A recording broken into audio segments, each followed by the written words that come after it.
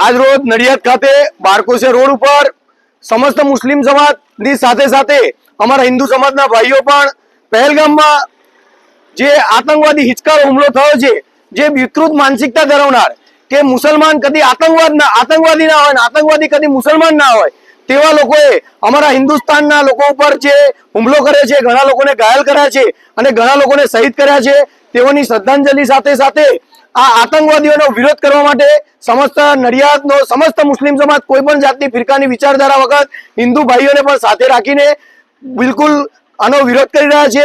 અને આપ મીડિયાના માધ્યમથી અમે ભારતના વડાપ્રધાન નરેન્દ્ર મોદી સાહેબને જણાવી રહ્યા છીએ કે તમે પેટ્રોલના ભાડોવાળા 100 કરી દો, પણ આ પાકિસ્તાનનો નકશો દુનિયામાંથી મિટાવી દો, આ પાકિસ્તાનને નેસો નાબૂદ કરી દો।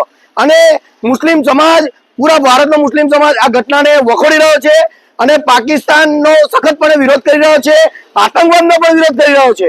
અને આતંકવાદીઓ જેનો કોઈ ધર્મ નથી તે લોકો તે જગ્યાએ જાતિવાદ પૂછી અને લોકોની હત્યા કરી રહ્યા હતા। તેમનો મનસૂબો ખાલી ને ખાલી એવો હતો કે ભારતના મુસલમાનો અને હિન્દુ ભાઈઓની એકતા દોડવાનો। તો મારી આ મીડિયાના માધ્યમથી તમામ આપણા ભારતીયોને નમ્ર વિનંતી છે કે આમનો મનસૂબો આપણે કાયમ જવા દેવાનો નથી। પાણીની અંદર ગમે તેટલી લાકડીઓ તમે મારશો, આ પાણી વિખરાવાનું નથી। અમે બધા ભારતીયો હિન્દુ મુસ્લિમ સાથે છે, સાથે રહેવાના। અને અમારી ભારત સરકાર આ પાકિસ્તાની લુખ્ખાઓને, આ પાકિસ્તાની આતંકવાદીઓને તેમનો દુનિયામાંથી નકશો મિટાવીને રહીશું।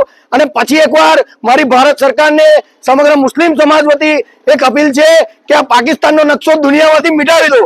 हिंदुस्तान जिंदाबाद, पाकिस्तान मुर्दाबाद, आतंकवाद मुर्दाबाद, दहशतगर्दी चलेगी नहीं चलेगी, हिंदू मुस्लिम एकता जिंदाबाद, हिंदुस्तान जिंदाबाद।